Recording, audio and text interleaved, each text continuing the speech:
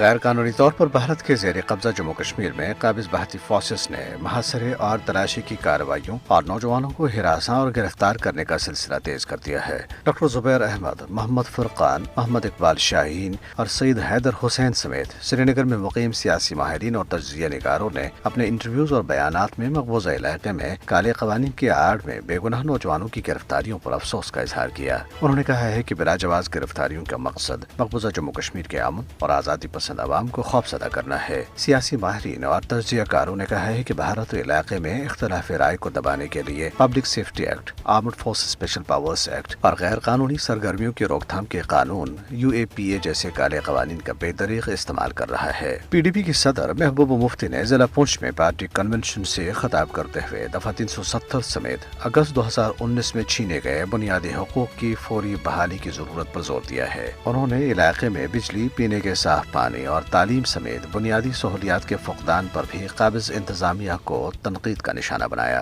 ادھر ضلع پونچھ کی تحصیل منڈی کے علاقے دونوں گام سے لاپتہ ہونے والے ایک نوجوان امتیاز احمد کی لاش برآمد ہوئی ہے۔ امتیاز 23 اپریل سے لاپتہ تھا۔ اس کا موبائل فون بھی بند تھا، جسے ظاہر ہوتا ہے کہ اسے اغوا کر کے زیر حراست قتل کیا گیا۔ جموں میں ایک 47 سالہ شخص نے پولیس کی طرف سے مسلسل ہراسانی سے تنگ آ کر خودکشی کر لی۔ راجیش کمار نامی اس شخص کے اہل خانہ نے جموں کے علاقے جانی پور میں بھارتی پولیس کے انسانیت سوز ہتھ کنڈوں کے خلاف احتجاجی مظاہرہ کیا۔ مظاہرین نے ایک دل دہلا دینے والا خودکشی نوٹ اور ویڈیو صحافیوں کو دے دی ہے، جس میں متاثرہ شخص نے پولیس کی طرف سے ڈھائے جانے والے مظالم کی داستان بیان کی۔ دریاسنا DSP پرشانت شرما، جو گزشتہ روز سڑک کے ایک حادثے میں زخمی ہو گیا تھا، آج جموں کے ایک ہسپتال میں دم توڑ گیا۔ جموں خطے میں شدید بارشوں کے بعد ضلع رامبن کے علاقے پرنوٹ میں زمین دھنس جانے جیسی قدرتی آفات سے مقامی آبادی کی مشکلات بڑھ گئی ہیں۔ زمین دھنسنے کی وجہ سے رامبن گول سڑک بند اور علاقے کو بجلی کی فراہمی معطل ہو گئی ہے، جبکہ 50 سے زائد مکانات کو شدید نقصان پہنچا۔ افسوسناک بات یہ ہے کہ قدرتی آفت سے متاثرہ 100 سے زائد خاندان قابض حکومت کی عدم توجہی کی وجہ سے کھلے آسمان تلے رہنے پر مجبور ہیں۔